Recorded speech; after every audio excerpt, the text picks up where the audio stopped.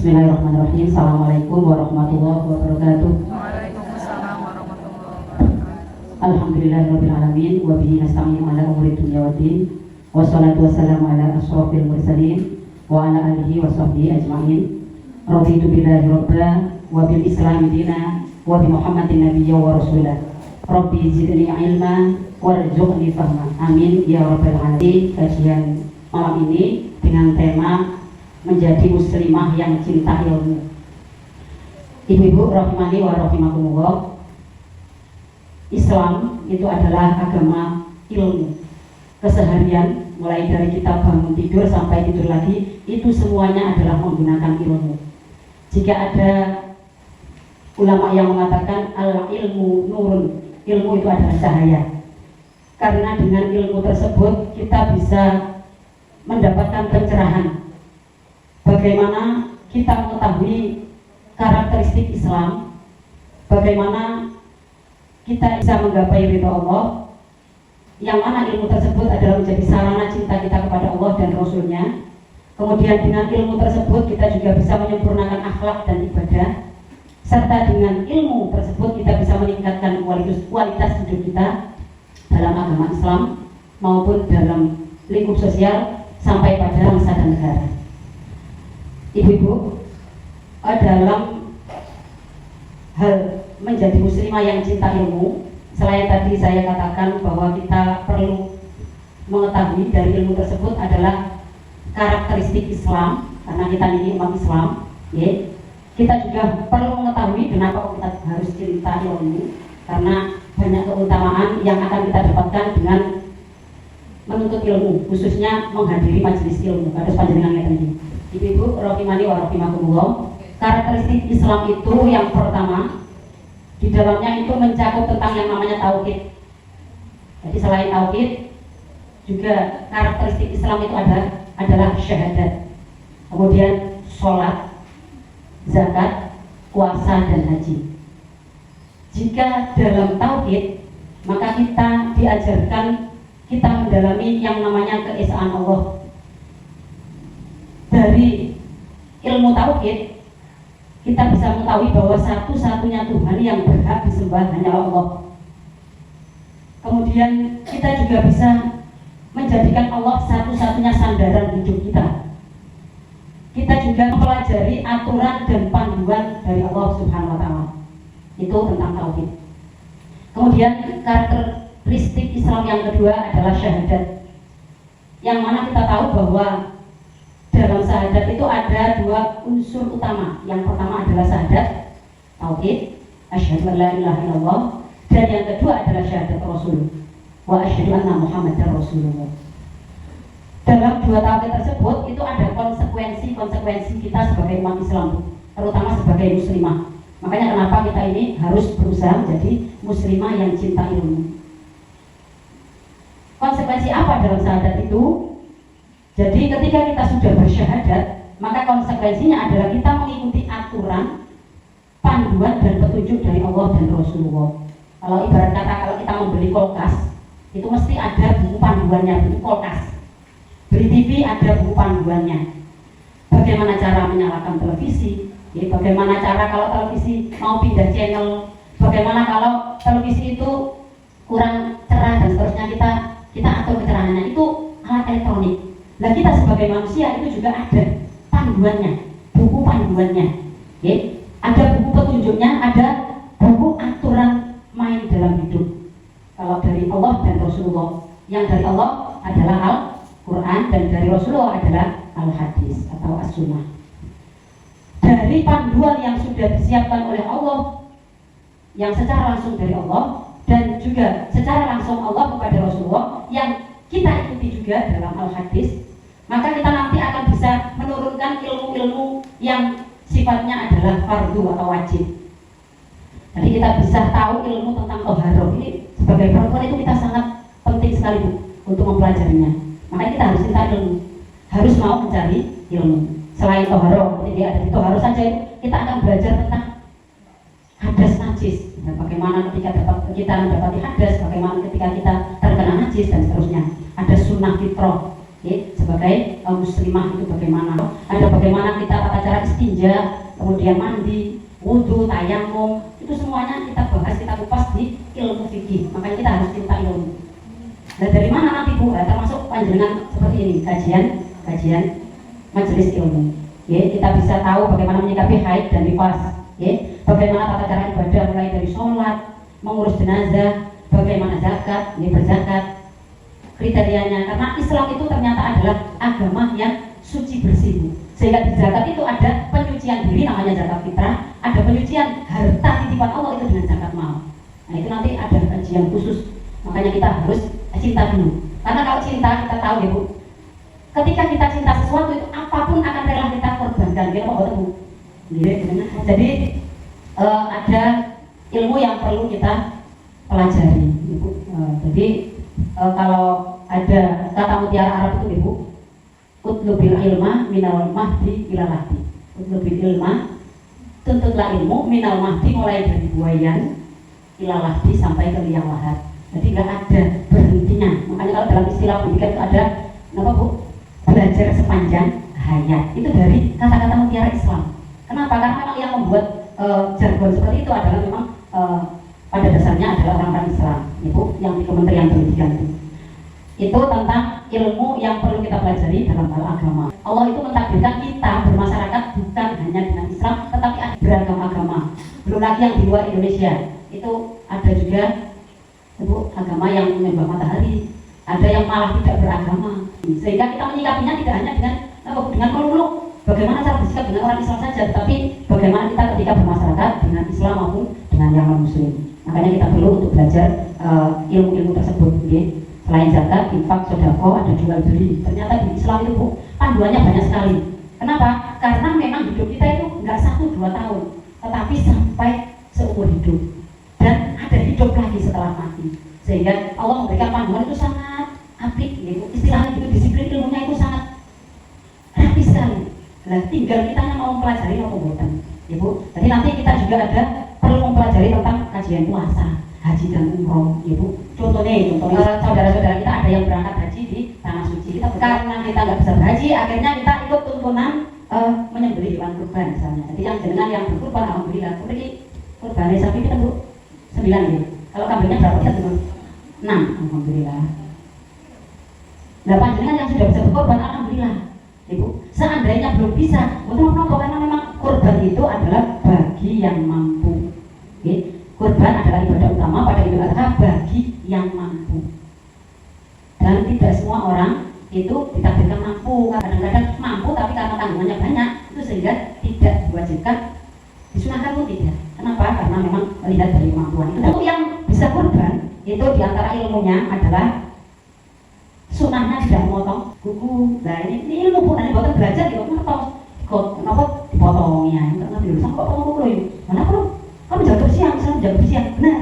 Tapi ketika nggak tahu tambahan ilmunya, nanti akan kurang sempurna ibadah kita, Ibu. Jadi orang yang berkorban itu sunahnya tidak memotong kuku dan rambut, Ibu. Sejak tanggal 1 Dzulhijjah kemarin, Ibu kasih menulis. Ibu kenapa? Kalau kemarin belum tahu, maka tidak dosa Bu. Karena dalam Islam itu orang tidak diberi dosa ketika belum sampai dakwah kepadanya. Baru malam ini jangan tahu, loh mulai malam ini sampai besok Kamis kemarin 1 hari setengah, Ibu nggak potong kuku. Jadi tidak potong kuku, tidak potong rambut, tidak mencabut rambut. Mulai dari 1 Dzulhijjah sampai hewan kurban disembelih. Itu ada dalam surat Al-Baqarah, ayat 196. A'udzubillahi minasyaitonirrajim. Wa la tahliqu ru'usakum hatta yablughal hadyu mahallahu. Wa la yalhiqu, dan janganlah mencukur rambut ru'usakum yang ada di kepalamu hatta yablugha, sehingga sampai al-hadyu, hewan yang mau disembelih itu mahallahu, di tempat sembelihannya. Berarti sampai besok Idul Adha. Mantuk Idul Adha diblek gitu, boleh lagi untuk memotong kuku dan gunting rambut atau mencukur rambut. Ibu Jadi dalam Islam tidak dibuatkan dosa bagi orang yang belum tahu, orang yang lupa, atau orang yang gila ingatan, alias gila. Termasuk stres. Stres itu sih bukan eleng Bu. Dari stresnya kita mungkin nggak ada tapi bukan ini maksudnya, itu berarti bukan gila ingatan. Masih ingatannya masih lengkap, cuma karena apa Bu? Karena kurang bisa mengendalikan emosi. Dalam hadis riwayat Muslim juga disebutkan Ibu, bagi orang yang berkorban itu tidak memotong kuku dan memotong rambut. Ini contoh di antara karakteristik Islam tadi Bu. Jadi syahadat tadi. Jadi konsekuensi dari syahadat itu berarti kita harus mengikuti aturannya Allah dan bimbingannya dari Rasulullah. Kemudian ada karakteristik Islam itu yang ketiga sholat. Itu kita ada 5 sholat 5 waktu. Yang mana ini tujuannya adalah salah satunya untuk komunikasi kita kepada Allah Subhanahu Wa Taala. Itu sholat. Yang keempat zakat. Jadi kalau kita tahu tadi Ibu, zakat itu untuk membersihkan diri dan harta. Kalau untuk membersihkan diri itu zakat fitrah. Itu kita keluarkan ketika bulan Ramadan. Kalau zakat mal bebas, yang penting sudah sampai nisab dan haulnya. Nisab itu berarti ukuran batas minimalnya mengeluarkan zakat. Haulnya minimal 1 tahun usianya. Nah, contohnya misalnya panjenengan nggak ada emas. Emas ini udah nggak ada orang mari duduk tanah, ya, jual tanah, payu 1 miliar. Nah, tumbas emas minimal nisabnya zakat emas itu, ya, kalau menurut ulama itu adalah ada yang 93,6 gram. Ada yang 95 gram. Kita ikuti yang kecil aja. Anggap saja 93 gram. Misalnya dengan hari ini ya Bu, hari ini hari Rebo, panjenengan tumbas nih mau karena dapat 1 miliar mau. Tumbas langsung 50 kilo hari ini. Ternyata benjengnya ada jenengan. Begini, lu butuh utangan ke anak sekolah. Butuh piro ah? Disabe. 50 kilo disabe. Lah 1 minggu kemudian karena sudah dipinjam oleh saudara, kita nggak punya. Bu, apa kita zakat? Zakat itu haulnya 1 tahun. Sehingga kita kalau nggak kita miliki selama nggak sampai 1 tahun berarti kita tidak wajib zakat. Kata-kata Pak, kemarin tuh langsung tak bayar zakat ya, jadi nanti ini ya biarin sampai segitu. Yang penting kan supaya harta saya bersih. Dalam Islam di antara hikmah untuk beribadah itu nilai kemanfaatan bagi diri kita juga bagi orang lain, juga pada nilai keberkahannya.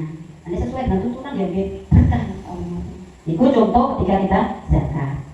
Ada lagi karakteristik Islam itu adalah puasa, okay? Jadi kita perlu ilmunya tentang puasa Ramadan. Ibu, bahwa puasa Ramadan itu adalah dikerjakan mulai terbit fajar sampai terbenam matahari. Kalau di kering itu maksimal biasa-biasa waktunya itu 13 jam Ibu. Lebih luar ternyata ada yang lebih dari 13 jam. Ibu, nah itu berarti tidak mengikuti mandek kita, tapi mengikuti waktu setempat. Nah, kita harus ngotot itu ilmu Bu, butuh ilmu untuk kita pelajari. Makanya panjenengan semangat mengikuti alhamdulillah. Itu yang ke-5. Jadi ini ilmu tentang puasa Ramadan, yang mana dalam puasa Ramadan itu meningkatkan kesadaran spiritual kita. Jadi selain kewajiban, kita juga dituntut menjadi orang yang muslimah, yang disiplin. Yang apalagi panjenengan ini mesti damel sahur, damel takjil, damel buka, gitu. Bingung ngono. Napa masalah apa yang ngoten panjenengan. Yang ke-6 adalah haji. Dalam karakteristik Islam, kita juga ada istilah yang namanya haji. Jadi haji itu adalah ibadah yang wajibnya itu sekali seumur hidup bagi yang mampu. Nek jenengan membayar haji ini utang berarti dereng mampu. Makanya Allah itu tidak memberatkan umatnya. Jadi kita juga tidak perlu memberatkan. Berarti kok ini yang salah. Nah ini kanggih. Niku wau utang-utang berarti panjenengan sik dereng saged mencukupi hidup. Nah itu hidup ini yang perlu dicukupkan. Nah, terus bagaimana cara saya Bu? Misalkan nggak bisa haji, ada amalan-amalan yang menyamai haji. Contohnya Bu, umroh di bulan Ramadan itu pahalanya menyamai ibadah haji. Lah, haji nggak bisa Pak, nggak bisa Bu. Bagaimana Bu? Ada Bu. Ketika kita selesai sholat subuh sambil menunggu waktu syuruk di masjid, kita berpikir, kita lanjutkan setelah sholat subuh, pikir, kemudian sholat sunnah suruh. Itu bisa menyamai pahalanya, loh kan? Enak. Allah buatkan cari solusi kita. Jika kita nggak bisa ibadah tertentu, kita diberi solusi yang lain. Tidak memberatkan. Sama dengan panjenengan ketika tahu ilmunya. Kalau orang nggak bisa sholat sambil berdiri, boleh sambil duduk. Nasi buatan lepas ilmunya, buat dereng tahu ngaji, dereng sempat ngaji. Kenapa? Karena SIB bukan.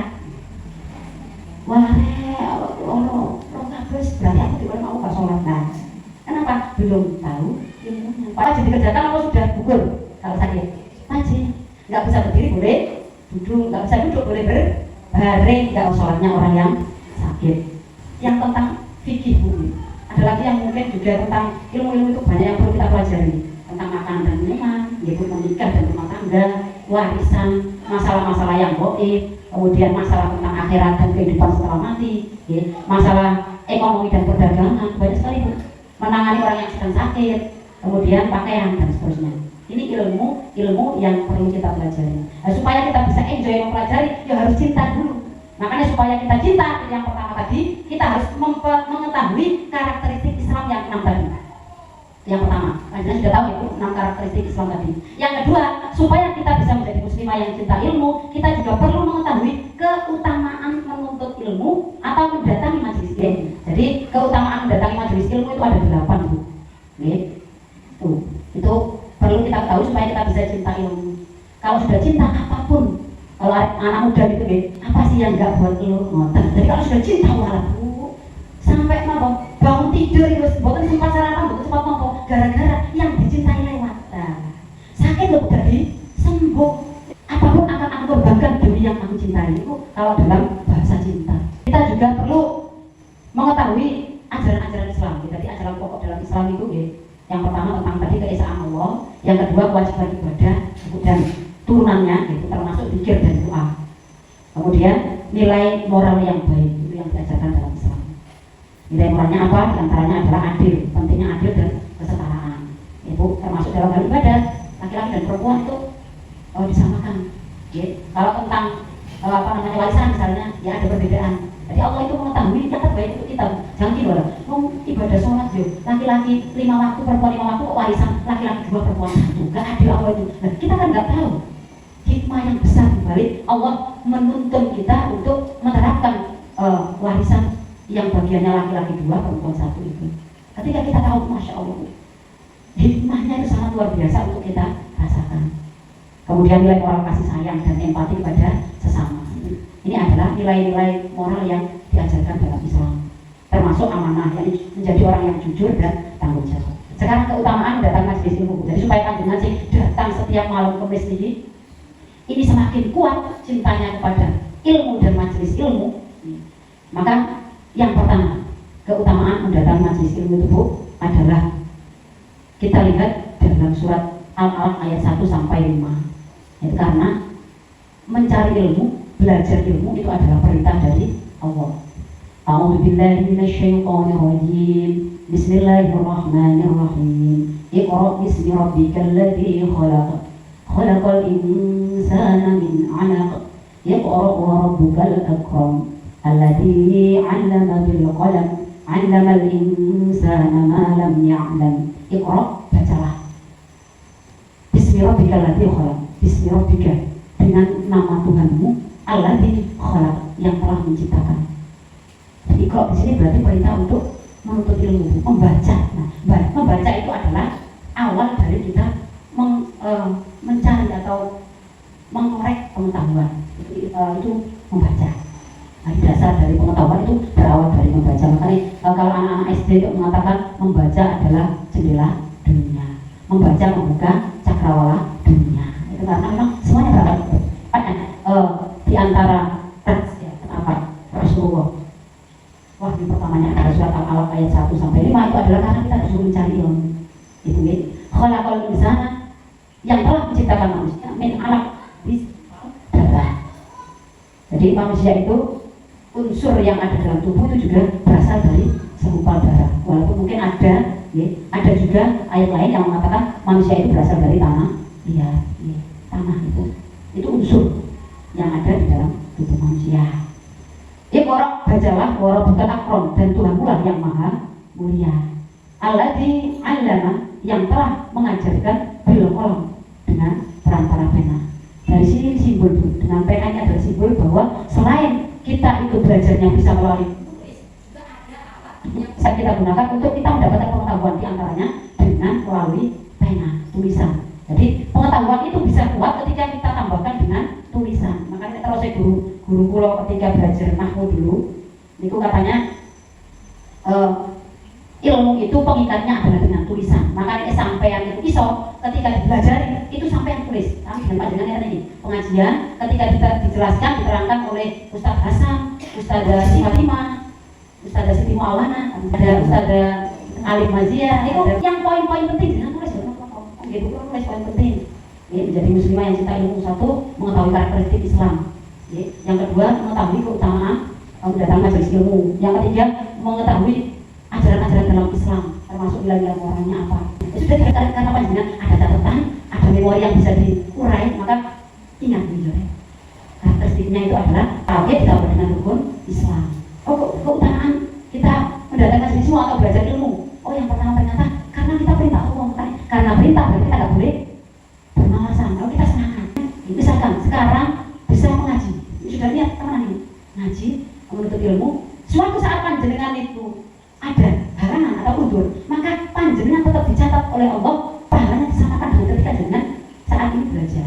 Itu dalam Islam luar biasa banget. Apa? Karena dengan nggak sengaja untuk tidak mengerjakan atau nggak sengaja meninggalkan. Itu dalam Al-Quran. Dalam hadisnya ada dalam hadis riwayat Baihaqi disebutkan thalabul ilmi fardhotun ala kulli muslim. Thalabul ilmi menuntut ilmu itu fardhotun fardu. Fardu itu adalah wajib. Ala kulli muslimin atas tiap-tiap orang Islam. Jadi kalau mengaku Islam berarti harus menuntut ilmu. Ilmu apa? Ilmu yang wajib dikerjakan dulu. Apa yang wajib, Bu? Agama itu wajib. Ilmu agama. Oh, pertama apa, Bu? Bagaimana caranya adab dengan orang tua. Bagaimana ketika kita menuntut ilmu. Di antaranya adabnya itu kalau menuntut ilmu nggak boleh ngersuloh. Ngersuloh itu bahasa Indonesia. Tidak boleh mengeluh. Sambat. Ya Allah, suwen. Oh, lu udah sekolah belum terang cebet. Itu nanti mengurangi nilai keberkahan dari menuntut ilmu. Kenapa? Karena ada menuntut ilmu itu dilarang mengeluh. Ada menuntut ilmu, ada guru yang diambil ilmunya, mu'alimnya, alim. Ya, ada guru yang rangkanya memberi penguatan, yang memberi dasar hukumnya dari Al-Qurannya, dari hadisnya. Itu yang pertama. Jadi kita mendatangi majelis ilmu itu adalah karena perintah Allah. Jadi panjenengan mriki sampun leres, Bu, alhamdulillah. Niki jenengan berarti nurut marang Gusti Allah. Naiknya jenengan dengan ketaatan. Jenengan taat ini berarti dengan takwa. Jadi jenengan ini orang yang paling mulia di sisi Allah. Inna akramakum indallahi atqakum. Sesungguhnya orang yang paling mulia di sisi Allah di antara panjenengan ini adalah atqakum, yang paling bertakwa. Karena jenengan sampun mulia, Bu, dibandingkan saya boten belajar, saya boten ngaos. Nggih. Jadi jenengan itu cetok nah, setelah jegluk, dengan datang ke sini sudah dapat pertolongan. Ini kan, dimaklumi, Bu, ngaji nanti ini. Itu tandanya tenaga jenengan berkah. Jenengan semua tenaga mendatangi majelis ilmu. Ngantuk, cinta sih, nggak boleh. Tidak semua orang loh bisa ngantuk. Loh, malah ada yang sampai, wah nggak bisa ngantuk ya. Ngantuk ya nggak bisa. Jangan obat. Itu, ini nyata loh, temennya yang ngomong sampai nggak bisa. Temen loh, aku gaya obat itu. Tak beritahu, nyata. Berarti sampean periksa nggak dokter. Bisa jadi mungkin biasanya susah tidur itu gejala. Saya nggak pernah tahu ya, gejala ada gangguan di jantung. Itu satu. Atau yang kedua, jadi nggak bisa tidur karena sering nonton horor. Loh, itu punya kedua itu horor nonton. Kenapa sehingga eling-eling dulu Bu kadang memburi sampai gara-gara horor. Nah, itu kan biasa gitu. Nonton horor. Itu ya pertama. Yang kedua, mendapatkan derajat yang tinggi. Jadi panjenengan ngaosnya tinggi, niki jenengan derajatnya tinggi. Selain jenengan itu bertakwa, jenengan akan dapat derajat tinggi. Di mana, Bu? Di dunia dan di akhirat. Jenengan lihat di Quran surat Al-Mujadalah ayat 11. A'udzubillahi minasyaitonir rajim. Ya ayyuhalladzina amanu idza qila lakum tafassahu fil majalis fafsahu yafsahillahu lakum. Wa idza qila suzu famsuzu yarfa'illahu alladzina amanu minkum walladzina utul ilma darajat. Wallahu bima ta'maluna khabir. Ya ayyuhalladzina amanu, wahai orang-orang yang sudah beriman, idza qila lakum, apabila dikatakan kepadamu tafassahu, monggo Bu geser. Fil majalis, di majelis fafsahu, maka geser Bu, maka lapangkan majelisnya. Terus kamu mau geser ini, nah jadi berarti syarat ayat ini. Yang sakillah ulah, maka Allah akan apa Bu? Allah akan melapangkan bagi panjenengan. Artinya di belakang mau ternyata baru ngaji gitu. Keutamaannya melapangkan majelis demi untuk mempermudah memperoleh ilmu. Ya, wa idza qila sujud, dan apabila dikatakan berdirilah, famsuzu, maka berdirilah. Saya punya sewu yang belakang monggo, gimana tuh ini monggo geser ngajeng. Itu geser kalau ada ini dulu. Makanya panjenengan Aisyah misalnya ini, ada kajian Aisyah, Bu yang di belakang, yang di depan isi dulu monggo maju Bu. Jangan dengar itu karena tahu ayat ini maju. Biasanya itu gimana sih? Sungkan ya ada bapak yang garap ya, bapak itu di depan disuruh maju ya, aku nanti tunjuk lagi ke kanan gitu. Ada ditunjuk, mana kok di sini enggak? Iso padahal enggak iso dibuat di sini dulu pasal ini. Kenapa? Karena semua dalam rangka belajar sepanjang ayat. Jangan kira kalau ini, saya ditanya itu soal bisa belum tentu. Jadi kadang ditanya iki, lali jenenge menungso. Al insanu mahalul khata' wal nisyan. Menungso niku tempatnya salah dan lupa. Makanya boten wonten menungso sing paling boten wonten. Nggih, kecuali Rasulullah itu adalah beliau adalah maksum terhindar dari yang namanya salah dan dosa. Yarfa'illahu alladzina amanu minkum, Allah akan mengangkat derajat orang-orang yang beriman di antaramu, walladzina utul ilma darajat, dan orang-orang yang diberi ilmu dengan beberapa derajat. Ini kalau ada dengan lihat tafsirannya justru malah ternyata disebutkan Allah akan mengangkat derajat orang yang beriman di antaramu dan orang yang diberi ilmu dengan beberapa derajat. Ternyata orang yang berilmu dengan orang yang beriman itu malah lebih utama orang yang berilmu ternyata. Apalagi berilmu beriman juga. Kenapa? Karena kalau orang beriman belum tentu dia itu mengerjakan sesuai dengan petunjuk. Kenapa? Belum punya ilmu. Hanya sholat nih, Allahu Akbar, panggil sholat ke masjid. Itu kalau orang beriman langsung cepat berangkat. Tetapi ketika orang itu tahu ilmunya bahwa mendatangi sholat itu harus dengan kondisi tenang dan tidak tergesa-gesa, ini ilmu loh, itu beliau tidak akan lari. Beda dengan orang yang beriman saja, harus cepat akan bersegera kepada Allah. Itu makanya derajatnya orang yang berilmu itu ternyata malah lebih diutamakan dibandingkan dengan orang yang beriman saja. Kalau iman dan ilmu malah makanya panjenengan jangan heran ketika ada acara kemudian ada orang yang dimonggo-monggokan, ada yang biasa saja. Kenapa Bu? Karena kita ini dari ilmunya biasanya ngomong monggo Pak Eri karena jangan sih lewat kalau sih lewat dia pun monggo lah sih lewat ini lebih jelas kita monggo niki ini Pak Pak anda jangan lebih ambak itu lebih ambak Bu dan kursi kayak gini ini beliaunya buatan Pak betul betul itu ini rampuk nih jangan ada yang belum datang dari kursi Bu. Alhamdulillah beliau ada kursi sedoyo. Itu yang kedua Bu. Di hadis riwayat Tabrani disebutkan barang siapa yang kedatangan ajal sedang ia masih menuntut ilmu maka ia akan bertemu dengan Allah di mana tidak ada jarak antara dia dan antara para nabi kecuali 1 derajat kenabian. Keistimewaan orang yang berilmu luar biasa. Yang kedua mendapatkan derajat yang tinggi. Dari tadi derajatnya diangkat derajatnya dibanding orang yang nggak berilmu. Bahkan diangkat derajatnya di atas orang yang beriman saja. Ibu, itu orang yang berilmu. Contoh dari lalu, acara apapun mesti yang didahulukan yang berilmu dulu. Apalagi berilmu agama. Ketinggalan apa Bu? Ketinggalan pakaiannya apa? Agamis, kemudian apa? Wajahnya meyakinkan. Demosen, jenggote doang. Malah diutamakan daripada jenggote. Itu karena lihat ilmunya Bu. Makanya ini derajatnya tinggi. Yang ketiga adalah semakin dekat dengan Allah. Panjenengan bisa melihat di hadis riwayat Arabi itu nggih. Tuntutlah ilmu, sesungguhnya menuntut ilmu adalah pendekatan diri kepada Allah Azza wa Jalla. Jadi kalau kita menuntut ilmu Bu itu adalah semakin dekat dengan Allah. Kenapa kok bisa semakin dekat Bu? Karena kita bisa mengenal dan bisa mendatangi Allah dengan lebih cepat dibandingkan yang tidak berilmu.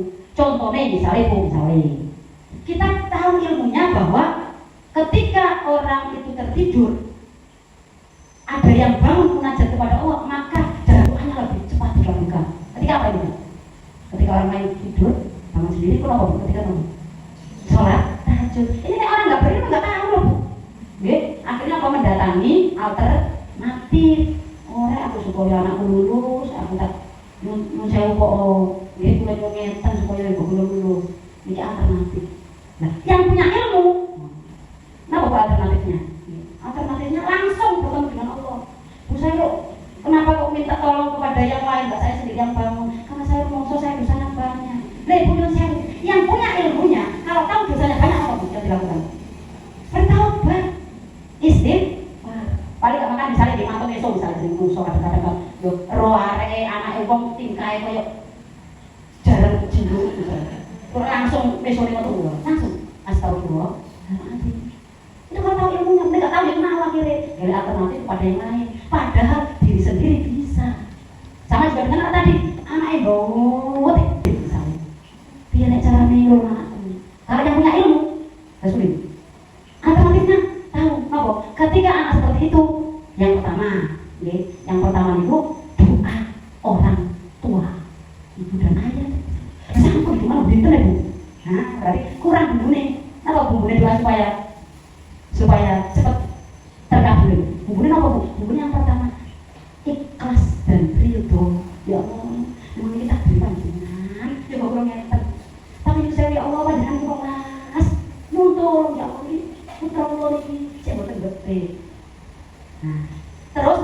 ketika tidur, anaknya tidur, itu dinatakan Bu, nggak ada ilmu nih, di dungakne, di rukyai, mau terus nyunyut tiang, terus nyunyut kutu, jenengan dia punya ilmunya nih. Rukyanya ibu itu malah lebih manjur daripada rukyanya orang lain. Tetapi karena kita yakin, ridho di rukyai orang akhirnya dia mempan. Apa itu Bu? Gak semua tak dirukyai orang. Maksudnya nggak tahu. Nah, kita punya ilmu, kita bisa menemukan sendiri tanpa harus melakukan sesuatu. Padahal nyuruh orang mengeluarkan sesuatu. Misalnya ada yang tak tolong saya, mau tolong kok, ayo pulang itu setiap jam 1 sampai 3 nangis ya. Mau tolong terpulang, akhirnya kan apa? Terpulang betul, gendis. Yang ngotot-ngotot nih, ayo gak repot, saged. Ya Allah, kita ayo pulang ini betul ya Allah pasal loh kan. Kalau kita punya ilmunya tanpa mengeluarkan sesuatu kita sudah bisa. Gitu. Nggak bisa mungkin sudah tak doai ketika tahajud, sudah tak rukyai ketika anaknya tidur, sudah tak urus-urus di pembuntunannya 3 kali pakai ayat rukyah, saya saged nggak pakai alternatif yang ketiga. Kenapa Bu? Tawasul dengan amal baik. Jadi kalau orang yang tanya pada saya masih tak terang. Tawasulnya bagaimana dengan sedekah? Banyak yatim, banyak miskin, banyak janda-janda sih buat sinambung itu jangan niatkan ya Allah. Ini amal baik saya niatkan karena Engkau. Tapi mohon ya Allah dengan ini, jadikan anak saya anak yang pemulai misalnya. Ini kalau kita kayak itu ngapain kegiatan ini dari mana kita belajar? Dari ibu, kalau atau ngaji misalnya, kalau ngaji sih Bu, senajan dulu tadi nyampe. Yang keempat, kenapa majelis ilmu itu penting? Nah, keutamaannya yang keempat adalah karena ilmu itu adalah sebagai perlindungan diri. Kita lihat dalam surat At-Taubah ayat 122. Ya Bu.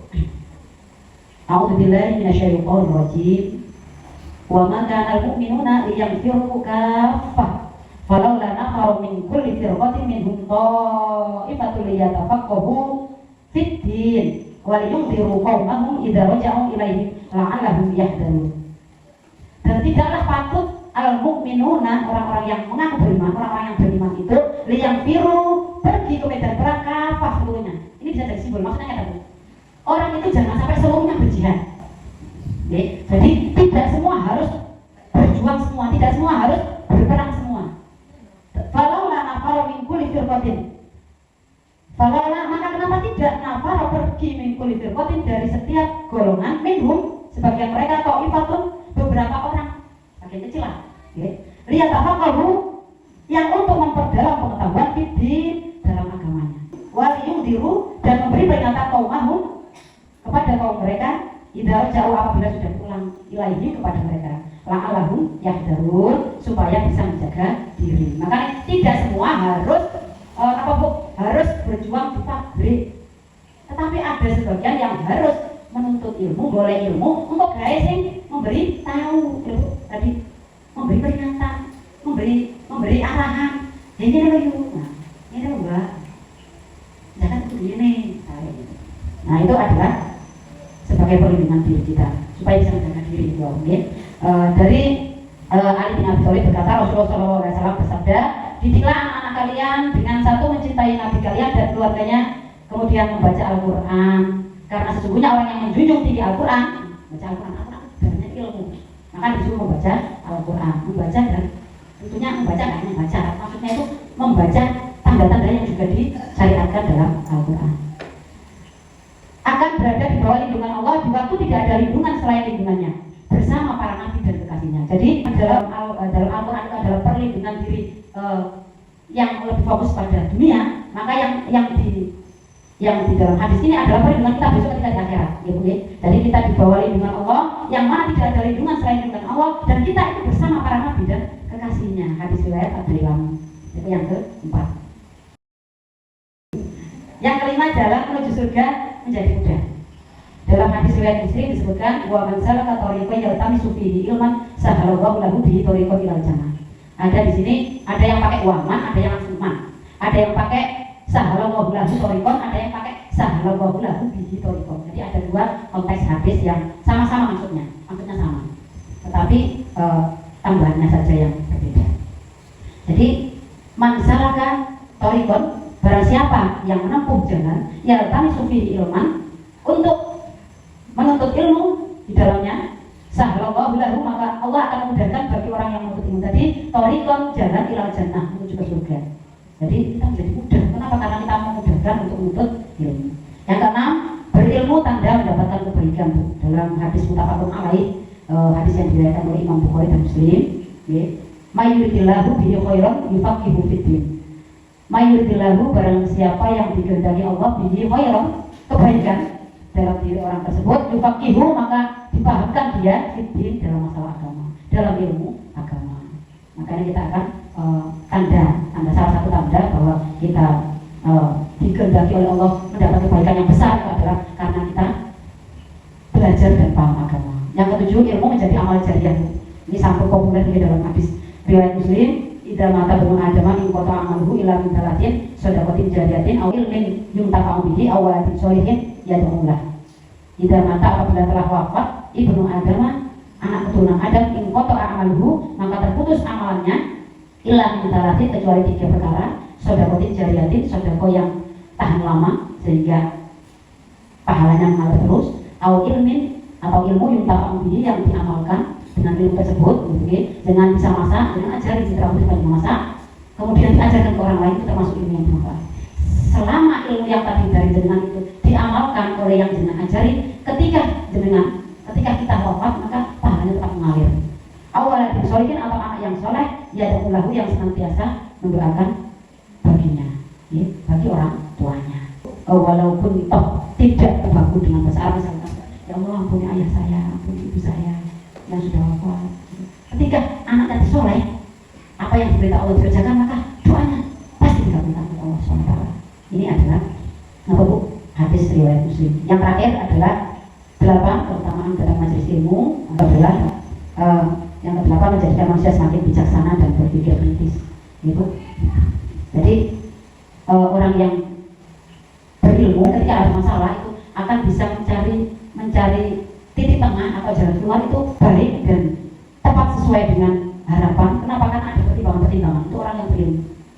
Jadi, ini apa? Misalnya gitu, contohnya saja kita rumah di pinggir alas misalnya. Ngeri ada yang di alas kan?